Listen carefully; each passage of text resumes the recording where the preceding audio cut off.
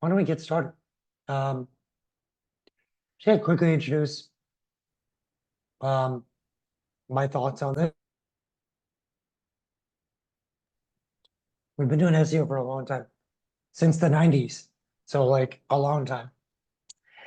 And every so often things change enough where you're like, this is kind of a lot of pivots that have to happen. And how are people keeping up with this? Um, and when you start to put down all the changes that you have been responding to in the last year, it feels pretty overwhelming, and a lot of people need to know about it. And then you do a great webinar to catch everyone up. But that's pretty much what this feels like right now. Um, we also, we're not going to go through a section like these are facts, these are myths, these are omissions. You're going to hear a lot about what we've observed that you need to know about. We're going to talk about things that people believe that they should not believe. We are going to talk about some things that Google did, but they didn't tell anyone about. So with that, we go live. So just quick about Agital. Agital is a new brand that we've been working on for 2 years. We've been exclusive concepts since 1997, and can't make fun of that name anymore because we are now Agital. Um, we acquired and partnered up with several other agencies, amazing ones, High Noon, RQ, EK Creative, built this family of capabilities. And when we looked at the market, we said, where do we fit in the market? And it was amazing. We saw that there's like two hemispheres in the market. There's a bunch of thinkers, consultants, strategists. They tell you what to do. You walk away, take their check. And the other side is executors that say, Google Ads requires specialization. Do not have a company that does holistic marketing. You got to specialize in execution. They don't talk to each other. They don't coordinate. And here we are in the middle, actually doing the thinking, deep strategy, and and deliver deep solutions as well. So we are the impact agency. It's a whole new category. We're the only ones in it. It's that balance of thinking and executing. We've been around for a long time. We have 350 plus employees. We've got 6 locations around the country. We manage $250,000 or $250,000,000. Austin Powers moment there. In terms of ad spend, driving over $1 billion in direct sales, 500 plus clients, and lots of great partnerships. Our clients are people you find out about.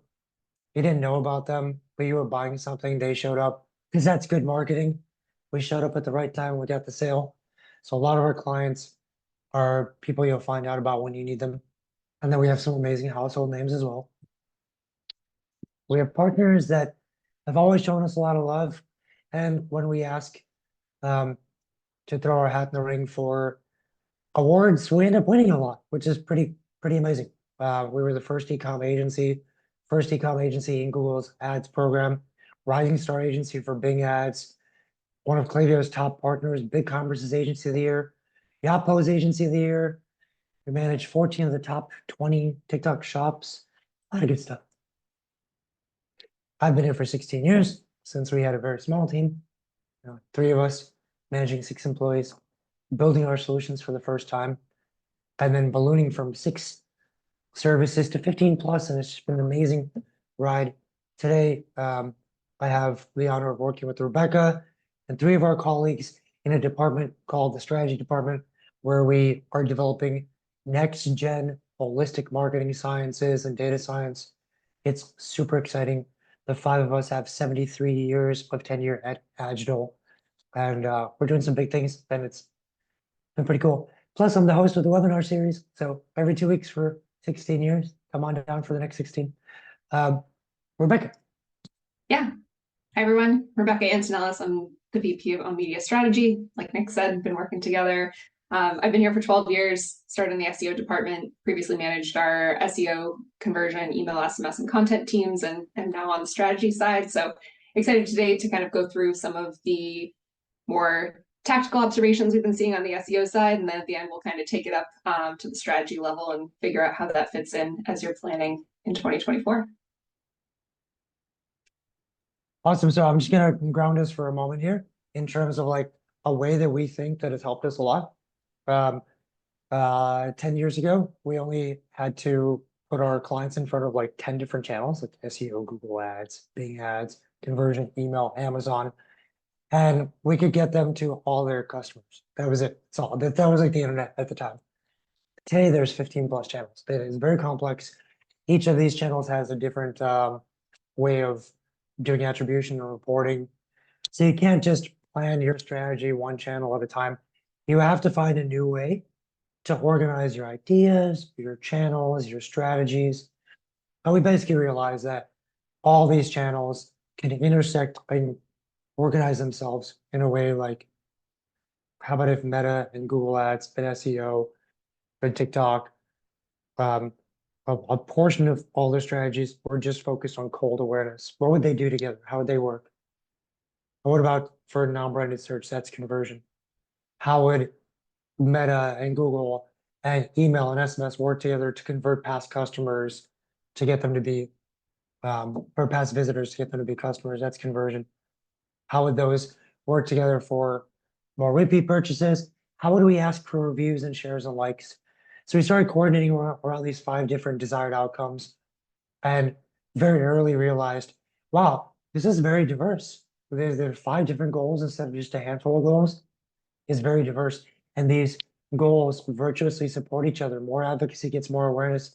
It's a virtuous cycle that spins the flywheel of your business. So everything we do now, we just ask ourselves to take a pause and say, through the lens of this framework, where does the thing you're talking about fit? So we can anchor all the things we do in a single lens. We call it the VAC. It's a virtuous activity cycle. One of the things that we learned early on is that we have to figure out where we're supposed to invest for a client's growth. There's obviously lots of past visitors, that's conversion, past customers, that's loyalty, and advocacy is just harnessing likes and shares. But some businesses will get a lot of new business from consideration, which is non-branded search, and others from awareness. And one of them has to be a leader. So we looked at the market in general, and we identified that there are some businesses where you could say about your customers that the majority of your customers, when they want to buy your product, they know they want to buy your product. And then they also know what to search for. And they want to check out who's available. And the habit is concentrated in that non-branded search as the starting point. Roughly 70% of businesses fall into that. Roughly 70% of our clients fall into this search-based journey, where it's our job to make sure we really have a stranglehold on the consideration part of your market. A brand-based journey is when people don't always think about buying this product, but if you offer it to them, they'll buy. Or if you showed up in search and your price point is too high, they probably wouldn't buy. So the onus is on us now to build lots of awareness, and that's the growth area. So we'll keep going back to search versus brand, but what we're really talking about here is what do we need to focus on to grow your business as much as possible? And we have these nice rubrics that we've established, basically saying if you're a search-based journey, it's really about consideration and conversion for efficiency. And if you want to grow a little bit more while sacrificing some efficiency, then you could invest in awareness. You lose a little bit of efficiency, grow a lot faster. For brand-based, it's the opposite. You've got to have awareness and great conversion marketing. But if you wanted to grow really fast and sacrifice a little bit of efficiency, you'd also invest in non-branded search. Sure, there's not a lot of people searching for what you offer, but just in case. Or, yeah, you have a high price point, but now you built awareness so that some of the people would actually value your product. So you start to take those steps. We'll keep going back to these concepts as we go through all of our SEO updates. Perfect. Thanks, Nick, for setting the stage on that. So like I mentioned, we'll jump in kind of tactical, do a quick 2-slide recap of what happened at the end of last year. As you likely know, Google's very busy between August and early December. This beautiful Gantt chart shows you how many days of those months there were updates rolling out during that time. And so this just sets the stage for our future sections of this presentation. We're going to talk about some of the trends that we're noticing in our clients and just in the marketplace in general.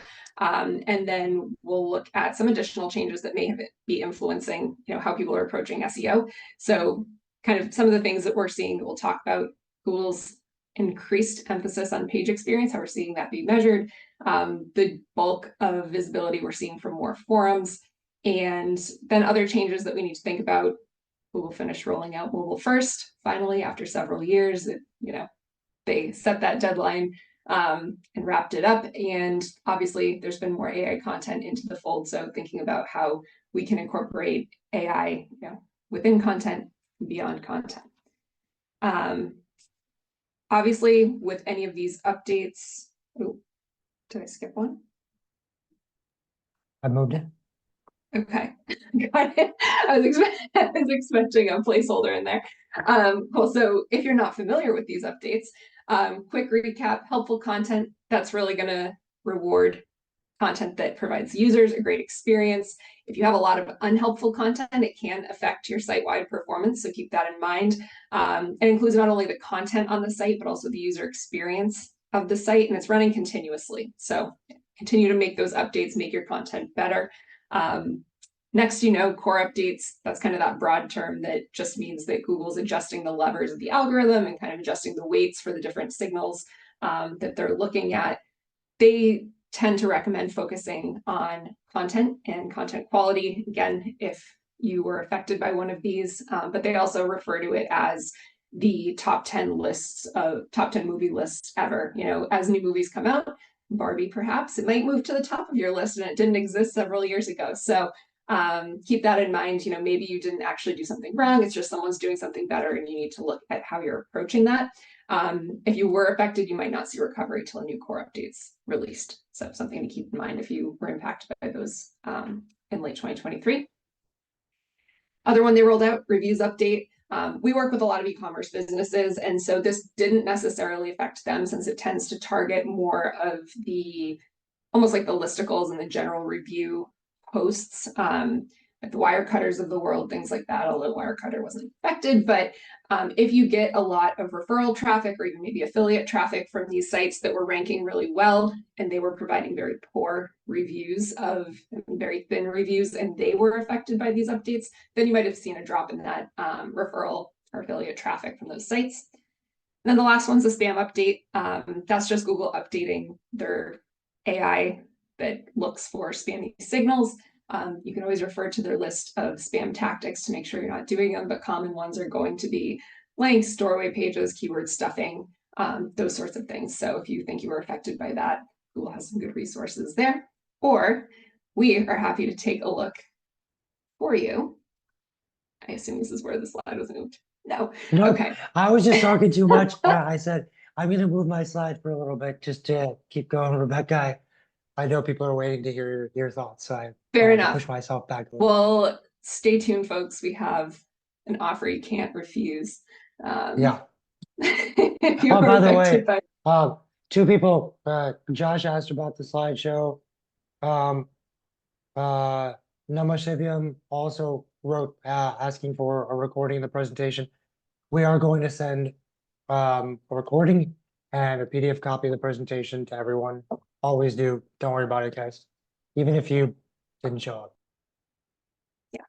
And I see August asked a couple questions in here too, one around the helpful content. We'll address questions kind of towards the end, but know that we have our eye on those questions. So thanks for dropping those in the chat. Cool. So page experience. It's not a new thing. Google's always thought about and incorporated good page experience into their algorithm. It's how they have stayed at the top for so long. But I think they really started coining the term and focusing on it as a ranking signal. June 2021, they announced the page experience update and they introduced Core Web Vitals, and people got really nervous about Core Web Vitals, and that was a really big focus, still is, but it's just something that they introduced then. And then a couple years later, they mentioned that helpful content, may include sites that have a better page experience. Coming around to September 2023, Google released an update to the helpful content system. And what we saw is that we tended to see that sites that had maybe stronger page experience signals started to outrank sites that maybe traditionally had better, I guess, like traditional SEO, what people would think about when they first thought about SEO. So like stronger content, maybe a nicer looking site, but these sites started to leapfrog these other websites, and we noticed that they had much stronger rankings or scores within that Lighthouse update. And it wasn't just with the Core Web Vitals. We were actually seeing it more around the accessibility, the best practices, and the SEO scores that you see within that Lighthouse report. And so our theory is that Google may be using these scores as like a proxy for user experience and a proxy for ranking and rating a site on the user's experience on the website. Couple examples here where we saw sites who saw the biggest improvement in rankings tended to have higher scores between accessibility, best practices, and SEO, either higher average scores or more of those scores kind of in the green when those are colored green instead of orange in Lighthouse's report. So here's an example, branded tote bags. You see all the improved sites here, lots of green over here, highest scores. The ones that dropped, pens.com, custom ink, those fell off, tended to have lower scores within those columns. We saw it for another e-commerce vertical, looking at like blue lake glasses. It's not always the case. There's obviously going to be exceptions to rules. There's over 200 things that Google's looking at within their algorithm, but there were definitely some clear patterns that we were seeing. So something that you really want to think about, obviously Core Web Vitals are important to look at. But if you want to look past Core Web Vitals, take a look at Google's lists. They tell you things to look at. Another thing we've noticed just auditing sites on a regular basis, we're still seeing around 25% of sites use those intrusive interstitials for email address collection. And I know it can be a point of contention between the email team, but maybe run some tests and see, if you can still get that kind of sign up and engagement by having that load on a second page load, or, after a period of time, so you're not having that intrusive interstitial pop up immediately. Or not take up the whole page. Yes, or have it not take up the whole page. Yeah, nice little third of the page would be good. So yeah, check out those scores, check out Google's recommendations, audit your own site for that pop-up. Bringing it all back to the VAC where this fits in. So obviously all of this is going to be part of awareness. By having a strong page experience, it's part of Google's systems. It's going to allow your site to be found from the jump, no matter what terms or markets you're targeting. It's also going to be really important for conversion. If you have a delightful experience on your website, people are going to purchase from you. They're going to spend time on the site. They're going to learn about your products. They're going to want to give you their business. So that's where that's going to fall within that funnel. Nick. And you found the Easter egg. Okay. So we have an offer. For a long time now, we've been creating SEO audits, been updating them and making them better and better. We're on like version 12. We believe we're on version 12. It might be like version 20, but there were some sub versions in between. So our SEO audit is prepared by Rebecca, who managed our entire SEO team for several years and developed our capabilities to where they are today. It is not a light process. It is a lot of work. You already know your performance numbers. We're going to start off by comparing them to real benchmarks that we've seen across our clients. All this intersectionality between your other channels and SEO across awareness, consideration, conversion, we will start to plan around that as well. There are three major categories of SEO that contribute to your overall rankings. And Rebecca just breaks down in detail everything she's observing and what she thinks you should do for the relevance side and puts together a strategy, the usability side and next steps. And then of course, backlink and content quality, both to fall under the quality aspect of things. I'll be on the call too. I will guide any conversations outside of SEO as well. And we are taking this as a step towards working together. And we started 3,000 per month for SEO partnerships that are around 16 hours of work per month. We will already have planned much of it, at least the first 3 months worth of work in the presentation itself for a 6-month commitment. So we're not asking for commitments, but we would like to see if anyone wants us to start taking a look at your website and conducting an audit that will sit down with you and all your stakeholders and present our perspective on what you guys can work on. You're gonna learn a lot more about all these areas in the coming few dozen slides. So if you don't say yes or maybe right now, no big deal. I'm gonna give everyone another chance later. But anything else to add, Rebecca? No, I would just say we get great feedback on this audit. Like people find it very informative. Nick mentioned, we'll lay out the first 3 months. I can tell you it is not boilerplate for every client. It would make my job easier if it was, but we like to set you guys up for success, right? And like, I think there's always a lot of questions. I think people have been burned in the past by agencies when they're like, oh, what are you even doing for my money? So we just want to lay it out for you, take it or leave it. Yep. Let's chat. I'll add 2 things. One, the SEO team goes toe to toe with all our other channels because our clients can spend wherever we encourage them to. So SEO team actually has to deliver, which is crazy. But the second thing is most people say, I have questions, I'll hold it till the end. And then when they get to the end, they're like, you answered all my questions. So I always love that. Okay, we're gonna close that out, but thank you. All right. A very healthy number of people just asked for next steps and we greatly appreciate it. Thank you guys. Yep. All right, well, we will stop the pitch on that part now, continue with the information. Ranking forums, if you guys have been searching for anything, you've seen Google highlighting Reddit, you've seen Quora popping up. It shouldn't be necessarily a surprise with the helpful content side of things.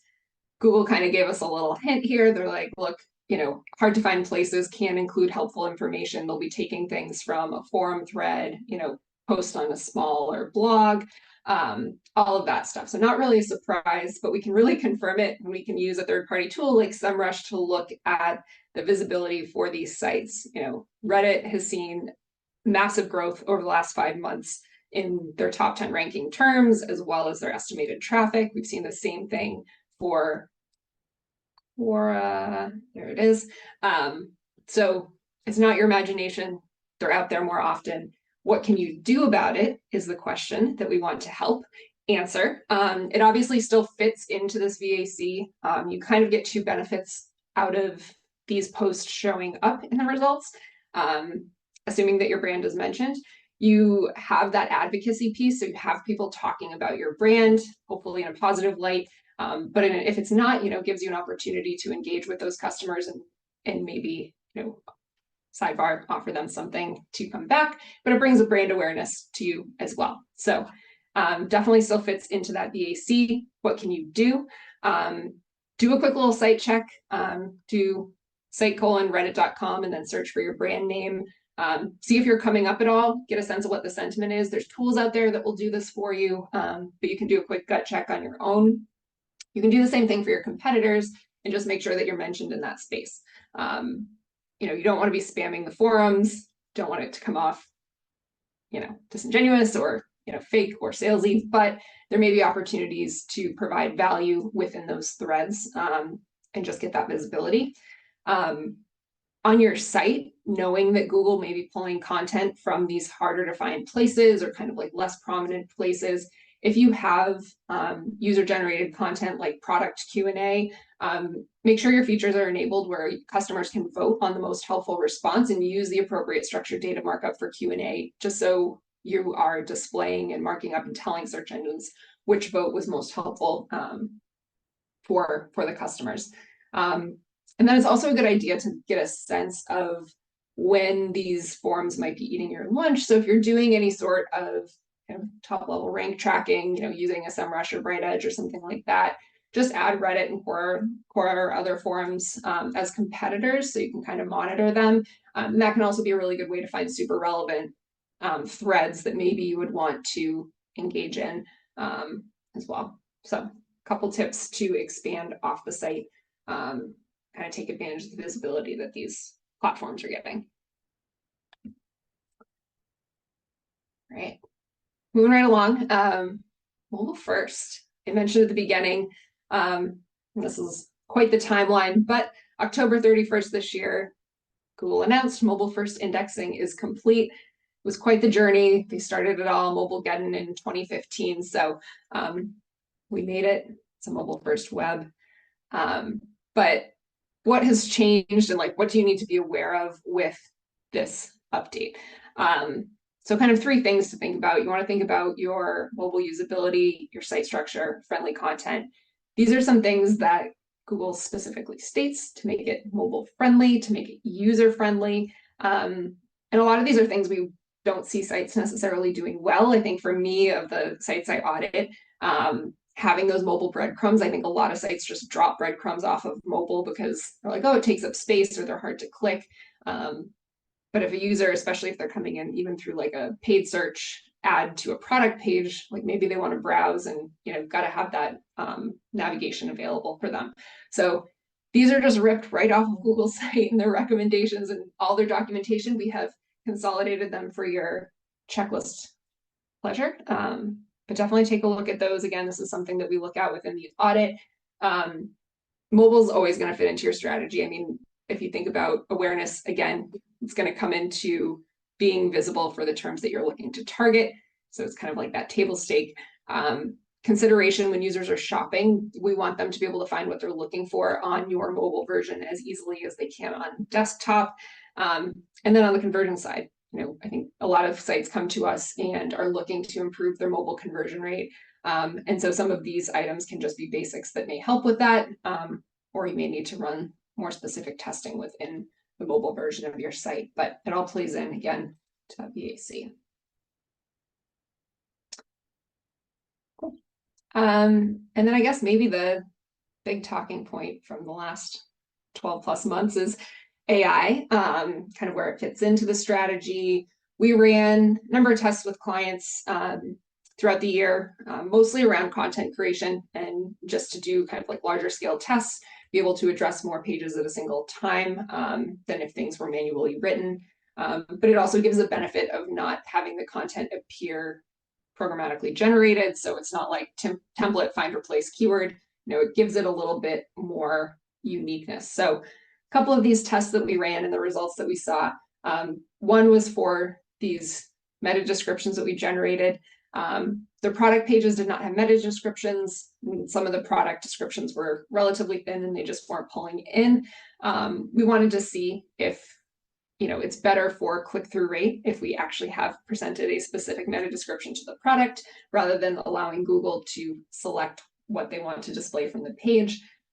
What we found is that click-through rates that had these slightly more customized meta descriptions saw a 19%, almost 19% higher click-through rate than the product pages we didn't touch. So I mean, a higher click-through rate means more traffic. I mean, what would you do with 20% more traffic to your product pages?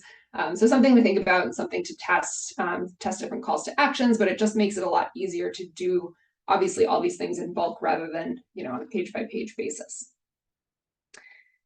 The other thing we tested for a B2C e-commerce apparel company, they sell a lot of variants of the same product across different groups. So a single jacket may have 10 different variants. They all have different landing pages because they're kind of targeting different groups. And it all had duplicate content on it, maybe with the group name swapped out. We're thinking it's better to have unique AI generated content than thin or duplicate human written content. So we ran the test across the board and also tested 2 different word counts as well.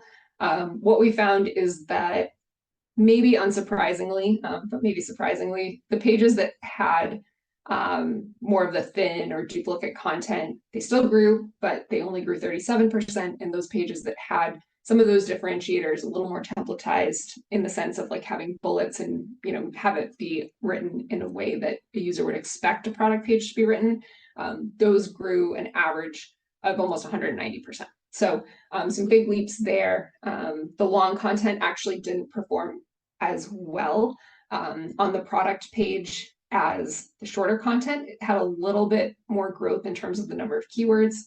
Obviously, longer content, more terms. But actually, in terms of impressions, the shorter content performed a lot better. And I think it goes back to matching intent, right? A user is not looking to read for a piece of apparel, 200 plus words on the product page. So good stuff there.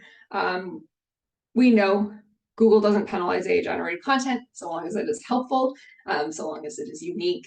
So don't be afraid of implementing that to your strategy, especially I think for a lot of newer sites or sites that may be implementing a large number of new products. It can be a good way to kind of get a baseline implemented and then go through and fine tune top performing items and things like that down the line. There's also some other ways that AI can fit into your strategy beyond content creation. So like awareness, using AI to help identify problem solution type journeys for your customers, blog topic generation and outlines. They can write your video transcripts and kind of create those video table of contents. You can use AI chatbots to help users find what they're looking for in the consideration phase. AI obviously has a lot of capabilities from like a product suggestion engine standpoint. And then you can even use it on like the image creation side for the conversion end of things. So like product pages, if you have a basic product page, white background, test out some lifestyle images and have AI generate those. And when customers are leaving reviews, a lot of like Yotpo reseller ratings, a lot of those have built-in AI engines that will allow you to quickly generate a response to a customer, especially for a positive review. So lots of ways that you can implement that into your strategy. Awesome. So what we wanted to do is take things up a level as well. Some people ignore SEO because they think that they've got a lot of other marketing going on, and more commonly people invest in SEO, but that has nothing to do with the rest of their marketing. And you're missing out on the opportunity to really supercharge your performance. So what we wanted to do is kind of help put some ideas out there that we follow that kind of set these things straight. We talked about the virtuous activity cycle, the framework of 5 different desired outcomes. When everything you do falls in line with a framework like that, you get to start asking yourself questions and following methodologies and strategies that you couldn't do before. 4 pillars of strategy that we developed that we're going to give you some specific ideas on our competitive strategy. Again, that's search versus brand-based journey. And what do you do if you know you're a search-based or brand-based? How does that change your SEO approach? Performance strategy. Are you just trying to increase efficiency, or are you trying to also get net new customers? Investment strategy, we'll get through a little bit, but mostly we're gonna focus on competitive performance and messaging strategy here. Messaging strategy is how do you speak to your customers in a way that elicits the highest performance possible. So again, start off with something that we've already discussed. There's search-based, which means that you should be working a lot towards as much consideration non-branded search visibility as possible. You want to lock that down. You do not want to give an edge to your competitors. The more you grow in consideration, the more your business grows. That is the case for roughly 70% of businesses who are in a search-based journey. For the other 30% of businesses, You don't need to worry about that as much. You shouldn't be worrying about that as much. It's not how you're going to find your customers. Your customers aren't searching, and if they did, they would need to know your brand.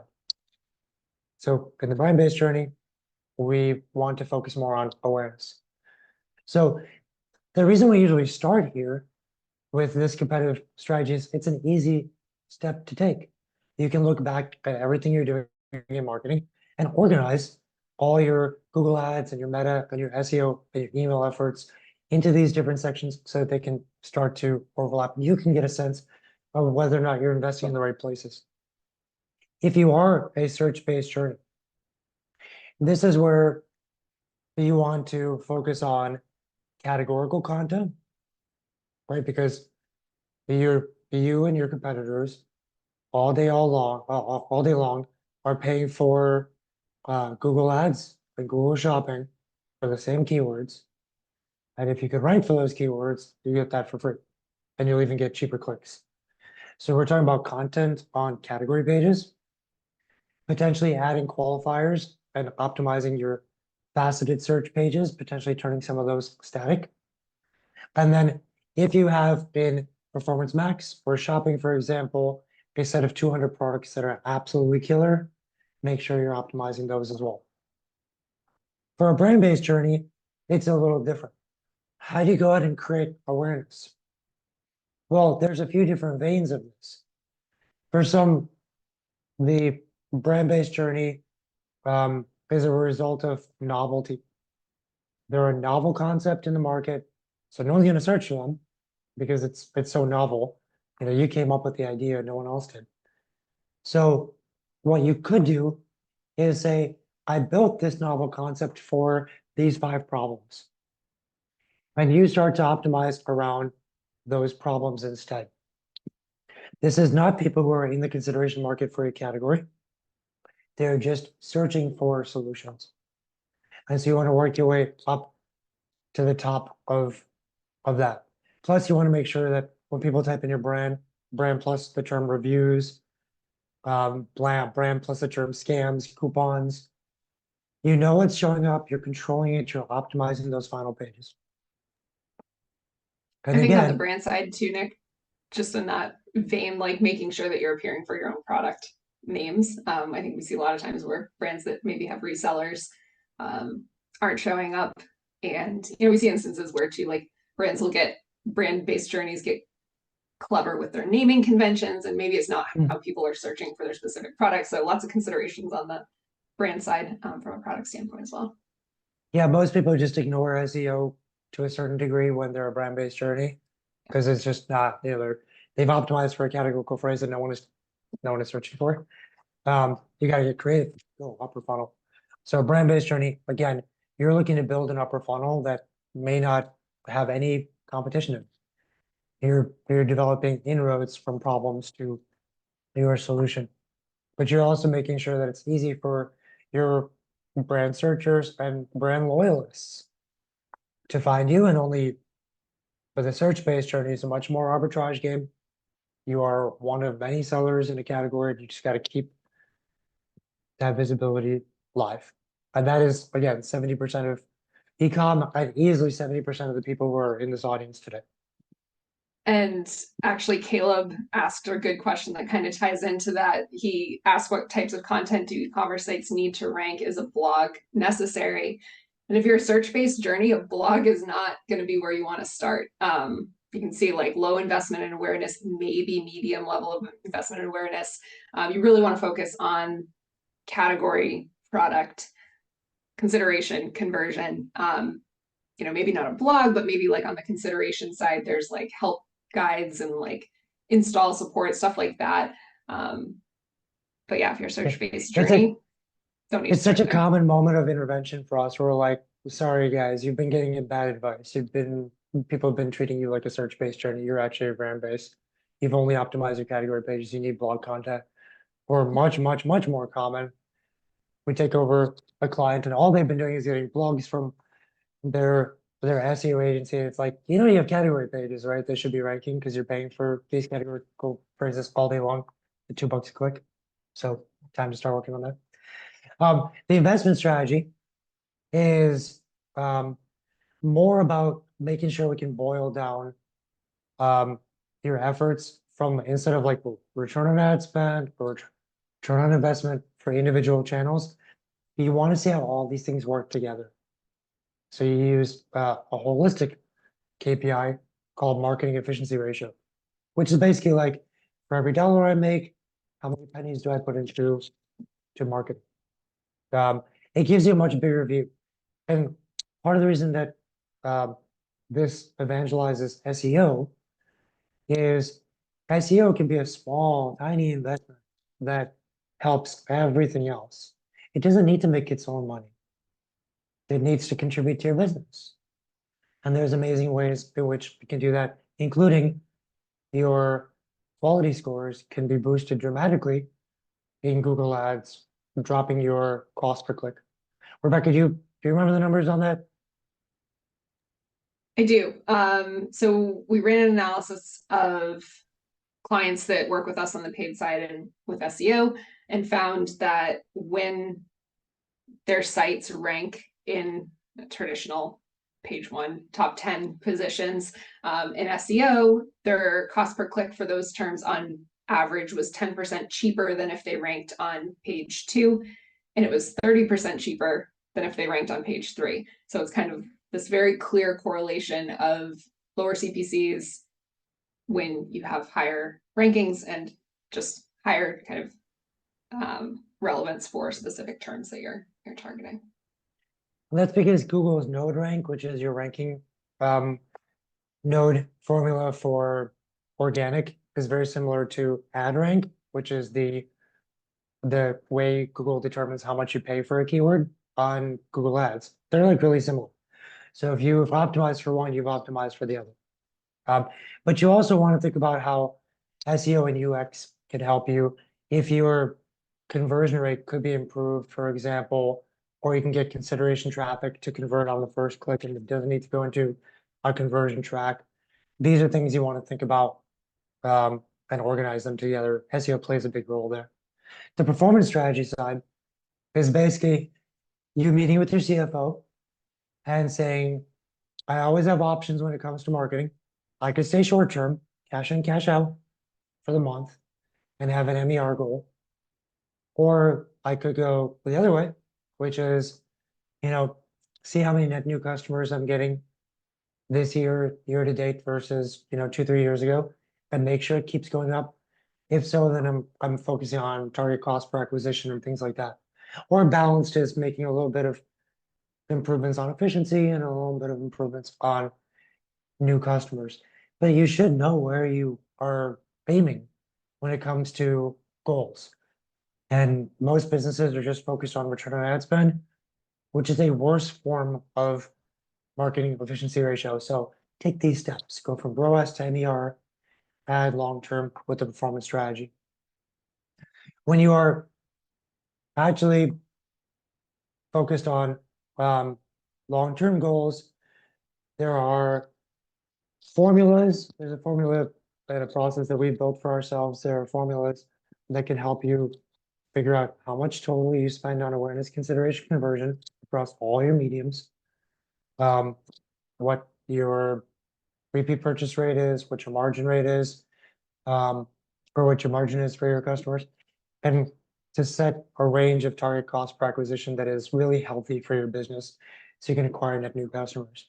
That's something that should be done regularly. And then for brand-based journeys, go a little bit heavier in awareness and conversion, search-based journeys, consideration, conversion. But keep in mind, if you're a brand-based journey and you're not building awareness, you're not driving net new customers. And if you're a search-based journey, writing blogs, you're probably also not. An exciting thing that we want to talk about a little bit here is how all your marketing actually has much more deep intersects than you might think. And a lot of it comes to life when you start thinking about the segments that you serve. You created a business for you to serve markets. What are those markets? You probably have 2 or 3 distinct markets. In each of those markets, is a little different. The psychographics, the demographics, the repeat purchase rate, the quality of products, how much this group is more likely to buy from a sale or something aspirational. By organizing your segments, you get to start planning which products belong to that segment. Should I be focused more on awareness or consideration? Can I get repeat purchases, so a lot of loyalty? What channels? Younger audience, more TikTok, older audience, more Meta, male audience, X, female audience, Pinterest. But then you get to also, for the first time, tap into customer psychology. Most digital marketers miss out on the psychology aspect of marketing, the science that's been around since the 1950s based on concepts that were first introduced in 3000 BC. And the easiest thing to understand when it comes to customer psychology is most purchases are made in one of four ways. It's not infinite. It's four main ways. One, a person is buying a product that's a little pricey, but the people they look up to are buying this product. It's going to make them look good. It's going to make them feel good. They're responding to image heavy marketing. And they're going for it. That's competitive. Spontaneous is, oh man, that looks like a really good deal. I don't know. I'll do it. I'm going for it. And big fonts and big crazy colors are drawing you into a purchase that you otherwise were never going to do. Like now you can't help yourself. Social is you're going into some buying process and you're like, I know I need this, but I don't trust myself to make this decision. I've got to read reviews. I got to talk to salespeople. I need editors, picks. And methodical is, no, I know what I'm doing. The mattress I'm looking for has to be firm because of my back. It has to be latex because of my allergies. And it's got to be king because my partner rolls along. So you come in with a few ideas and you are going to stick to anything that fits that parameter. Question for a poll here is what are your customers? So if you had to think about who your customers are right now, and you can do multiple choice here because you probably have multiple segments.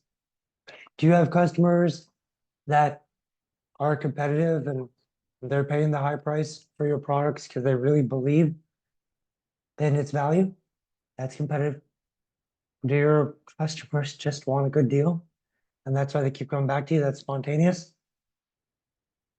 Our investments in reviews and editors, picks, and chatbots, or phone call, customer service, that's social. Or is it your knowledge of your products and what your customers really need, mapping down to the final detail of their needs? That's methodical. I'm going to close this out in 3, 2, and 1. But people are still answering. Okay. 5, 4, 3, 2, 1. Ending poll and sharing poll. I'm so surprised by this. 64% methodical. Folks, if you've got methodical, get those faceted search investments live. Qualifiers matter to your customers. Show them what they're looking for, not everything you sell. Competitive, a lot of fun with SEO. This is where you get to really build the value of your proposition, but also find people looking for a premium product. Social's almost right there. Thank God reviews are being looked at again by Google. Only 20% of you are spontaneous. This is a post-pandemic phenomenon. People are investing less and less in sales in their businesses. It's really nice to see that number go down because that's just all margin. But if you have a high repeat purchase rate, do not run away from spontaneous. So you can get people to buy 10, 20 times. Take spontaneous. Go for it. Awesome. Rebecca, Someone Yeah. knows the modalities of their customers. What do they do on the SEO side? Yeah. So we have tactics mapped and a lot of text on these slides. You'll get the slides in an email afterwards. So I won't go through all of them, but it gives you a sense of how we think about the different areas of your site and how we map those to each modality. So for example, when you are that like high price point competitive modality, we're really selling a lifestyle. So maybe our category pages are more lifestyle image focused and less on that traditional blocks of text on the site. You're really highlighting new collections and new products within your blog and maybe not doing as much like FAQ or comparison type shopping because like the user comes to your site and they want your product. So lots of like experiential items here and very kind of detailed language. I think on this one, the general keyword strategy, one more note on the competitive side is, you're thinking about targeting premium phrases, you're thinking about talking about maybe the materials and more of those like luxury terms that people might be looking for. Spontaneous, keeping it very quick hit, designing around bright colors, inviting like quick add to cart, maybe countdown timers, having coupon pages on your site that really highlight deals and really encourage people to sign up for newsletters, targeting cheap and sale related keywords. For the social modality, we're thinking about really highlighting ratings and reviews and allowing people to search and filter by those ratings, having collections to curate things for popular or trending or editors picks or even by more of like the social type trends that people might, depending on your industry, but like thinking like cottage core, home decor, coastal grandma style, like the things that are really quick that people are seeing that they're looking for validation both on reviews but maybe also like in the social sphere as well. And then since you all, majority of you thinking methodical, really important if you are a reseller, especially to make sure that on the product level, for example, you are naming your products similar, if not exactly, to how the manufacturer does it to help with that comparison shopping. So users feel confident that they are buying the same product, making sure you have the SKU on the page, having a lot of filtering options on the category pages, having finder tools. So like if you offer replacement parts, maybe drop downs for like a maker model search. Your blog is really going to centralize around like how-to posts, like measuring, installing, and maybe some product comparison as well. So lots of specific tactics that we would implement just depending on the one or two or maybe three, but likely not, modalities of your customers. Yeah, we typically start off with a basic approach of at least choosing one modality, and a fully vested approach is more segmented over time. Now that you've heard some more of our ideas, we're going to run this offer again. We take a lot of pride in our preparation and our ability to put together a plan that our SEO team can follow through on, and that our specialists would be happy that we prepared this plan because we've prioritized the things that will actually move the needle and they'll have a good experience with their clients. A lot of thought goes into it. Everything that we covered today, by the way, and more, we only have an hour, so we can only cover so much. But everything that we touched on today is actually part of the audit, believe it or not. It's probably better than what most people receive from their agencies. One client asked earlier, are we offering the audit to existing clients? So this newest version, V12, which is what we'll call it, was built in Q3 last year, was tested on clients and in presentations in Q4. We had a lot of fine tunes that came from that. So we are shipping it to our SEO specialists this quarter so that they can run these for all their clients. So yes, that's definitely an option. I'm going to end this poll in 3, 2, 1, and let's just get to these questions. By the way, another reminder, Agital and Klaviyo coming together for a webinar in 2 weeks. You go to agital.com, Insights Webinars. You can always sign up to our webinars there. This one's called Metrics That Matter, the Rise of Holistic KPIs. It is going to be a dramatic and fun event. Not that dramatic at all. Okay, 53 questions. Let's do it. I'll keep track of the ones that you answer, and I'll keep moving them over to answer. Okay, cool.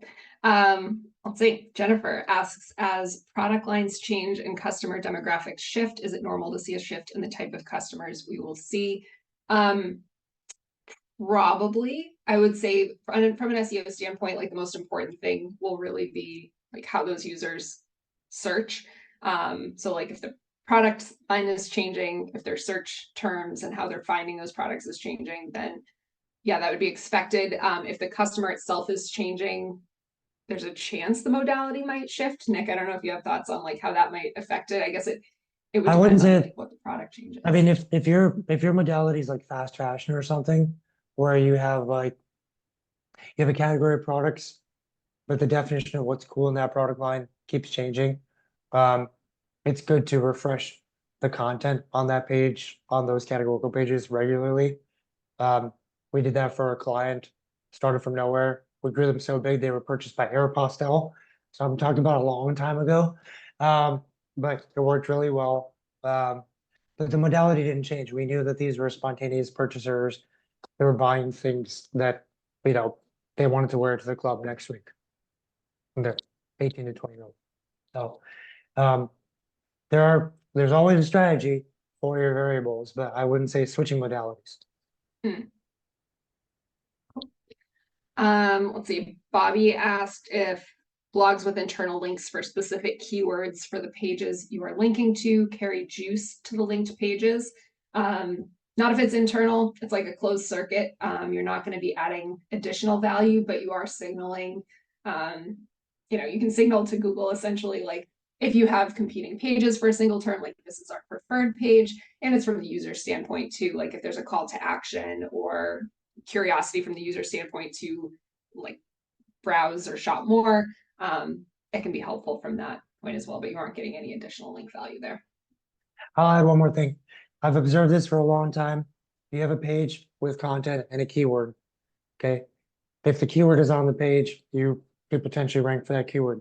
You turn that keyword into a link to a destination page, and all of a sudden Google no longer thinks that you are relevant to that keyword on this page, only potentially on the destination page.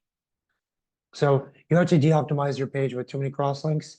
Plus, there's a layer of Penguin that is really looking for spammy cross-linking and will penalize everything within those parameters if you go overboard.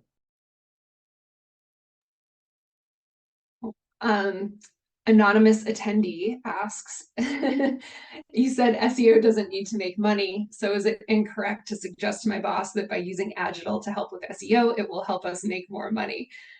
We have been taught improved UX and SEO means more profit. So SEO, obviously, like you need to see a return for any of your channels, right?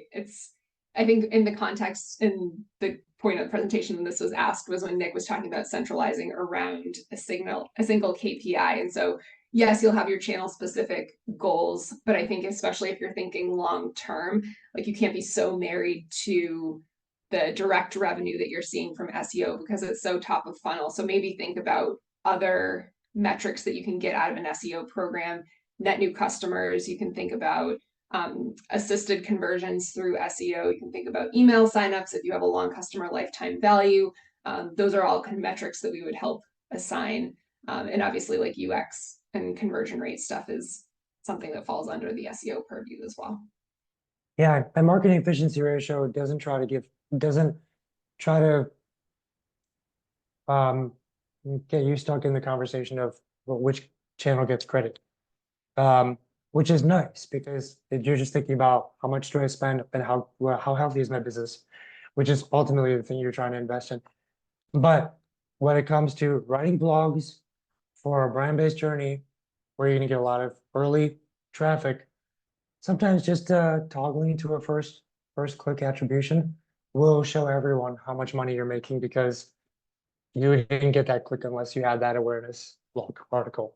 So you have to take now if you do care about giving SEO the credit that it deserves in that situation, you need to ascribe the right attribution model. Right. Amanda asks if branded PPC campaigns help avoid underranking against our suppliers who carry several of our products. So branded PPC isn't going to make you rank higher organically. It'll obviously put you ahead of the organic listings. But you might want to also just look at, the main challenge is like if you're thinking about like Amazon as a reseller or something like that, it's going to be hard to outrank those sites typically, but that's where the coordination between the paid and SEO would come in. And we have reports that kind of pull in that data so we can see your organic ranking and your paid kind of visibility and your spend and identify the terms that would be best for us to maybe focus on from an SEO side that maybe are converting well for paid and not so well for organic, or areas that maybe we can pull back on the paid side and allow SEO to take over. I interpreted the question a little different, so I'm going to just Okay. give my different answer. Yeah. Which is I interpret it as like your resellers have a lot of shopping ads. So if you ran a paid text ad for your brand, would it push the shopping ads down? And usually the sequence of the SERP layout is shopping, then text ad, then organic. So even if you ran a text ad, it probably wouldn't go above the shopping results because Google thinks it's nice to have a clean line at the top and then shift towards the left column. So but you could run shopping ads for those keywords and push all your resellers out. So they have lots of controls there. Oh, sorry if I misinterpreted that. Yeah, hopefully we got it covered between the two of us. Cool, let's see. Caleb asked if there's any special SEO considerations for writing product descriptions, if they should have links, bolded words, bullets, etc. That's going to depend on your customer modality, right? So if you have a very technical product and more of a methodical shopper, you might think about having a table at the top of your product description that lists just like the product specs. People are really looking for maybe fitment at the top or making sure the SKU matches.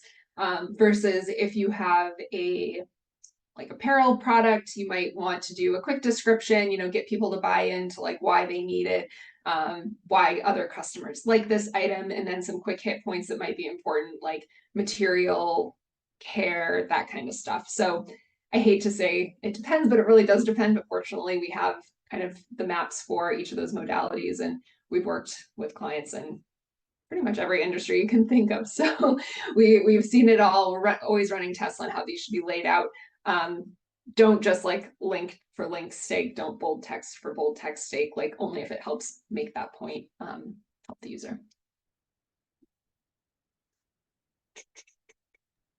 Adam's question is like really interesting. I'm curious to hear your thoughts on this as well. Adams. Do you recommend avoiding duplicate Oh, content yeah. with AI over canonical? What's the threshold for longer versus shorter content? So this was in the apparel example when there were many different variants of a product. In this case, we did not want to do the canonical route because we had tested that in the past. It had worked in the past and then it stopped working. So we just removed all the canonicals. There wasn't a canonical version of the product to serve. Each product was unique in the sense of it was made for a specific group. So Google was ignoring those canonicals and we weren't seeing the benefit that we did when we first implemented that back in 2015 or something like that. So AI content in this case, much better. Threshold for this particular client's longer versus shorter. Shorter was less than 150, and I think the longer was closer to like 200 to 300 words, which was a bit much. So we chopped that down, added some bullet points for the apparel side, and much better performance.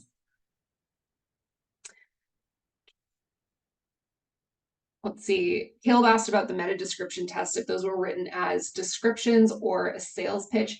it was a combination. It was kind of like, here's the product, here's why you as the B2B consumer of this product of your own landscaping business would be looking for it, and buy it at our site or look for your local branch. So it was kind of a combination of the sales and description. Paul asked about the current best practices for email sign-up forms given the intrusive interstitials. So our email team always puts them on a 30-second delay, which tends to work well for clients, but we joke, I'm like, you're coming to your site and here's your email sign up pop up. I'm like, take me out to dinner first. Like, let's get to know the site. Like, let me find what I'm looking for, and then maybe I'll give you my information. So, you could do a third, like, lower page banner. You can have it pop up on a second page loader after a certain scroll. A lot of these ESPs, like our friends at Klaviyo, have a great option to build A/B tests right on the platform, so you can test like how those different ones perform while still kind of fitting into Google's best practices. Caleb says, holy crap, 16 pixels feels huge. Even Google's page is only 14. I don't disagree, but anywhere you look, John Mueller will say, do as we say, not as we do. Even Google doesn't have a perfectly SEO'd site. This is like when Amazon told everyone you cannot put text into your images, and then updated all their images for all their products with text. And it's like, I guess the rule doesn't apply anymore. But in this case, it seems like it's baked into the algorithm. So, even if Google is not following it, probably should.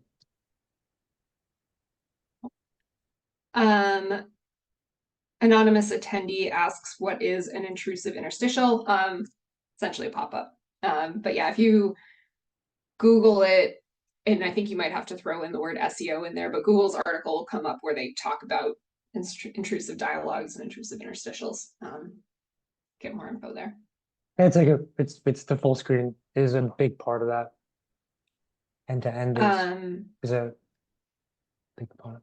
Let's see. Bobby asked what areas you want to focus on in regards to the 16 hours per month. We'll discuss that during the audit. We'll figure out where the biggest areas of opportunity are for your site. You mentioned schema being a priority for you, and looking at your content and your internal linking practices. We cover all of those in the audit.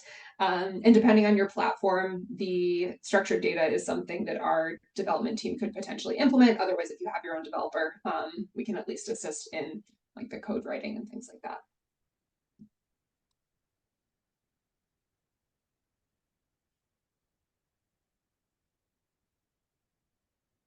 Let's see what else we have. All right, Kevin asks, what determines quality content? Is it specific to your industry? Yes, your industry and your customer. We're trying to increase our content quality with informative tutorials, but don't know how to measure its effectiveness. Unique content in the form of tutorials is often great, especially if you have a methodical shopper. Measuring its effectiveness, tutorials probably aren't something you're going to be able to measure through revenue. So consider setting up some secondary events and conversion, not necessarily conversion actions, but just events that you would want to track. So whether it's time on site, GA4 has engaged users as a metric that they track. If you think you can get email signups or, even people clicking through that tutorial to a product page, you can set up some custom reporting that would give you a sense of like how useful that is for your customers. You could directly test it by sending it in an email campaign to maybe those people that purchase that product and get a sense of like what the open rate is. And, there's a couple different ways you could measure how useful people find it. And if you want to use that as an advocacy play, using your advertising on past customers, recent customers, to guide them to the tutorial as a first step to ask them for a review or a share could be really helpful as well. You don't want to ignore your opportunities to invest in an advocacy strategy. Just every review you get, every share, every like It's very valuable. Let's see. Karela asks, what's the link where Google gives their best practices? Their Search Central blog is a good jumping off point, and then they have all sorts of webmasters documentation on the site. It's a lot, but it's fun. Let's see. Ross is looking for solutions to the 3 most recent Google algorithm screws. He means adjustments. Ross, if you're affected, we'll chat. We'll look into that for you. There's going to be solutions to each one depending on how they're affected. We've got one of the best practices for SEO for nonprofits that are not selling items but providing services. Would be helpful to know, are you fundraising through SEO, or are you trying to find people who need your service and could find you as a nonprofit offering the service? If so, if it's the latter, you might have a search-based journey. What you want to do is start focusing on showing up for the searches of the category that you play in. So you can show up as much as possible. But there might be, if there's a certain criteria for who applies or who you would be able to serve, you could seed a lot of that with awareness campaigns. But it depends if it's a demographic, psychographic data, where you're going to get the best either overt data or inferred data. So there's a lot of strategy that goes into something like that, because I think you probably know this. It's easy to waste money in a scenario like that, or get bad advice, or just follow the trails of what you read in a marketing blog. When there are so many things you could choose from, you want to choose the smartest. And just especially for a business like yours, I'm from the nonprofit world. You need to be really selective about what you invest in.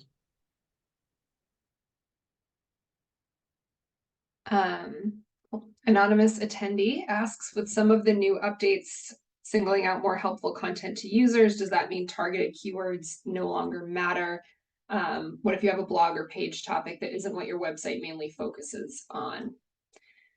So I guess, do targeted keywords no longer matter? I mean, they're going to be part of any strategy, but not maybe the primary metric anymore. I mean, think about the level of personalization and stuff that goes into any search results. It's like there's no one true ranking for certain keywords just because of localization, personalization, suggestions based on past search history and all of that. That said, we obviously want to make sure that we are targeting terms that have some sort of value and would like drive clicks to the site. So it's kind of that balance, right? Where, we don't want to live and die by the individual keyword. We want to think about the long tail. We want to think about overall impressions that we're getting to pages and interactions within the page. So there's that balance there in terms of like how we measure and the things that we look at. We look at overall site impressions, brand versus non-brand keywords for your site. We look at obviously clicks and sessions through GA4, look at revenue. We do look at kind of that overall ranking keyword, kind of that footprint. We use SEMrush for that, just because it does give another way to see like the trajectory of your site's performance and overall visibility. But even those have their limitations because we're relying on the database that they are tracking. So look Google Search Console for those impressions data. And also one of the things I kind of read into that question was like, if you have a blog or a page that isn't what your website mainly does, like you're saying it's a garage door company, but you also sell car lift installation. Should you invest in optimizing for both? There's always a little bit of a threat that the core ontology of your website starts to get diluted, but you can pretty clear separation of your website so that part of it lives this on this concept and the rest of it lives on the major concept. But sometimes it might just be worth reevaluating, in our messaging methodology. Reevaluate your segments. Get your core segment that's getting more saturated maybe, and you're worried about growth potential. You've seeded another small segment in car lift installation. What should you do in terms of channel mix, awareness versus consideration? What are the marketing value propositions and the creative that you want to play with? Maybe you also decide at that point that SEO is not going to be the first thing you use there, because you want to do a lot of keyword testing, message testing, etc. So you're going to let ads, paid ads, display ads, social ads be kind of the bulwark for flushing out how you go to market and get the right product market message fit. And then apply it to SEO and build that out after. So there's sometimes a few options there, but the reason we keep pivoting the lens of strategy is to help highlight things that are hiding in the data or questions that we don't think we can answer until we ask it. So let's see, Dan asks, does it make sense for a B2B software company to address category topics in our blog content? Potentially. You run the risk of cannibalization, but if you think about it, like if you have a category page of, softwares, that's going to be more of the shopping intent. So the content on that page may be a little bit shorter. Maybe you have a table of like comparisons, like pros, cons there, and maybe on the blog side, for that same category, we go more in depth into the different like features, benefits, that sort of stuff. So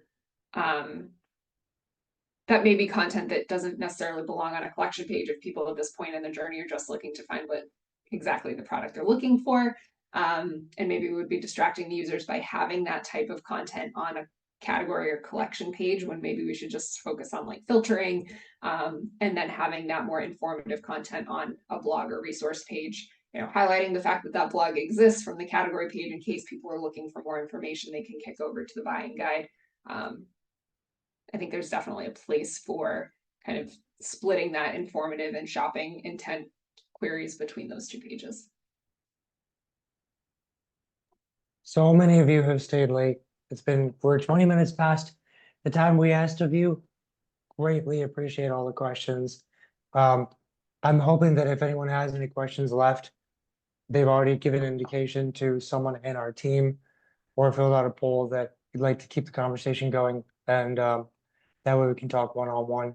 But folks, thanks for taking time on a Wednesday. Rebecca, what can I say? I mean, this content, no one has this content out there. It's just no one's doing the work to distill it down. It's very meaningful to people.